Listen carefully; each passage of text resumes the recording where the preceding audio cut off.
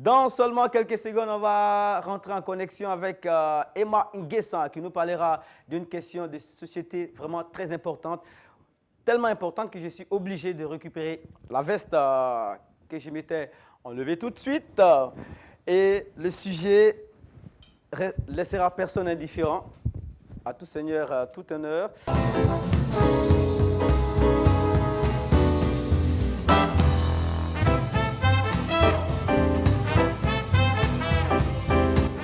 Emma Nguessan.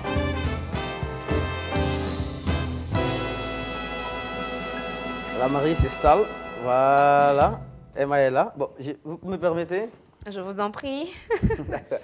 Bonjour Emma. Bonjour Mohamed Kanté. Voilà, la semaine dernière, on a parlé de comment est-ce qu'il fallait se vêtir pour répondre à un entretien d'embauche. C'est cela. Et cette semaine, le sujet est aussi intéressant que la semaine dernière. Eh oui, Mohamed Kanté. Alors, figure-toi bien qu'aujourd'hui, nous allons parler de comment est-ce qu'une dame de compagnie doit se vêtir et quel est son rôle durant le mariage, Mohamed. Super. Bah ouais. Et vu que le choix des sujets n'est pas fortuit, il y a forcément quelque chose qui a occasionné cela quand même. Ben, c'est sûr, Mohamed. Malheureusement, nous constatons durant le déroulement des cérémonies de mariage des scènes vraiment déconcertantes entre la mariée et sa dame de compagnie. Sans blague. Bah oui.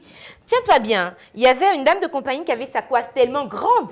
Quand vous leur rangez le voile de la mariée, c'est accroché carrément à la coiffe. Et imaginez un peu la mariée et la dame en train de se débattre là pour essayer. Vraiment, c'est pas esthétique du tout. D'accord. Du tout. Et aussi, il va falloir aussi donner une petite définition au rôle de la dame de compagnie dans un mariage. C'est une main qui est en arrière-plan, mais qui a des répercussions sur l'avant-plan. C'est sûr, c'est cela même, Mohamed. Je vais t'emprunter le mot pour dire que la dame de compagnie, comme illustration, on pourrait dire que c'est un peu la main qui agit dans la discrétion, mais dont le rôle est indispensable pour l'équilibre mental, physique aussi, de la mariée, partant de la cérémonie même, puisque le mariage, qui dit mariage, dit femme, puisque c'est la mariée qui est mise en exergue, c'est son jour. Mais là, ça pose aussi le problème de critères de choix d'une dame de compagnie aussi. Eh oui, eh oui, eh oui, on ne choisit pas seulement sa dame de compagnie par affinité, bien entendu, il faut tenir compte du dynamisme de celle-ci.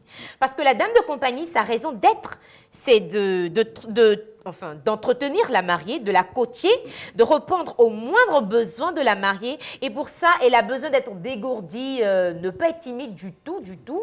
Et aussi, elle doit être ingénieuse. Il faut user de certaines astuces parfois parce qu'il y a des circonstances malheureuses. Il peut y avoir l'éclair qui saute et tout. Il faut savoir maîtriser les humeurs de la mariée. Et comment? Bah oui. Comment? Par exemple, on prend un exemple, notre mariée, elle a son éclair qui saute, elle va tout à l'heure stresser, il n'y a rien à faire.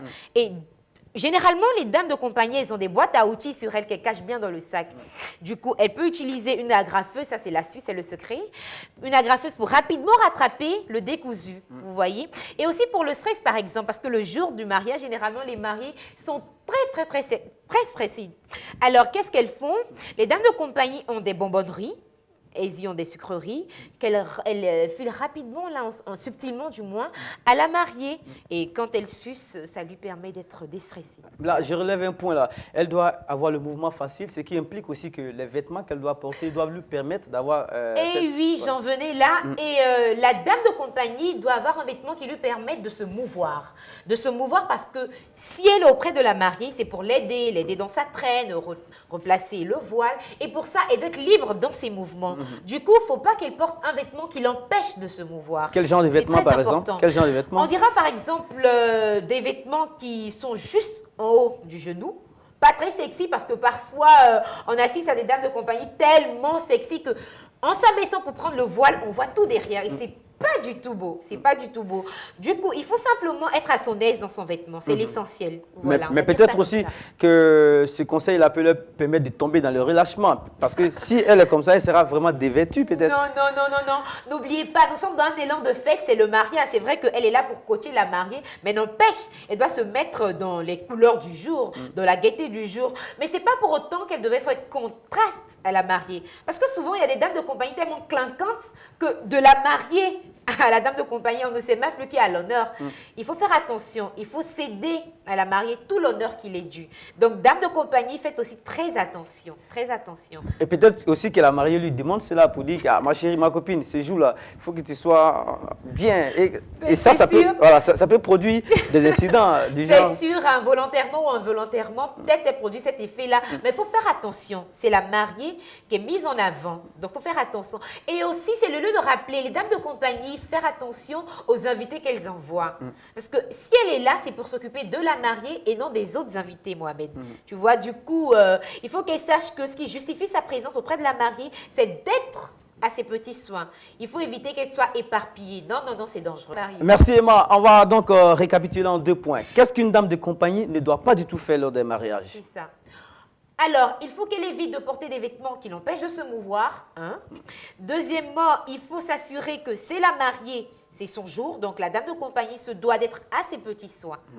Et pour finir, on va dire qu'elle doit maintenir la mariée dans la gaieté, dans la joie. Voilà, c'est un peu cela. D'accord. Et le petit cadeau qu'on va vous donner, c'est le contenu en quelques points de la boîte à outils.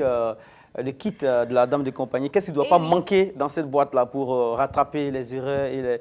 C'est ça, c'est ça. Alors Mohamed, il faut dire que la dame de compagnie doit toujours avoir sur elle une boîte de toilettage où il y a un maquillage, du fond de teint pour tout le temps retoucher un peu le maquillage de la mariée. C'est important. Et aussi une paire de ciseaux parce que parfois on assiste au tissu qui se défile et c'est pas bon du tout. Donc la petite paire de ciseaux va servir à couper, à ranger un peu tout ce qui pense à elle là. C'est important, c'est un peu ça. Et aussi la graffeuse pour rattraper tout ce qui ouais, c'est l'astuce. D'accord. Merci beaucoup Emma Nguessan. On va se dire au revoir. Là, je te propose une variété qui ne vient pas d'ici, qui vient du Nigeria. Omaoumi. Tu connais? Ah oui, je connais bien. Je connais bien Omaoumi. Et elle a un titre que j'aime bien d'ailleurs. Lequel? If You Can Ask. Comme par hasard. C'est ça qui est là. Au revoir Oma. If you ask me, now who I go ask? No matter where we see.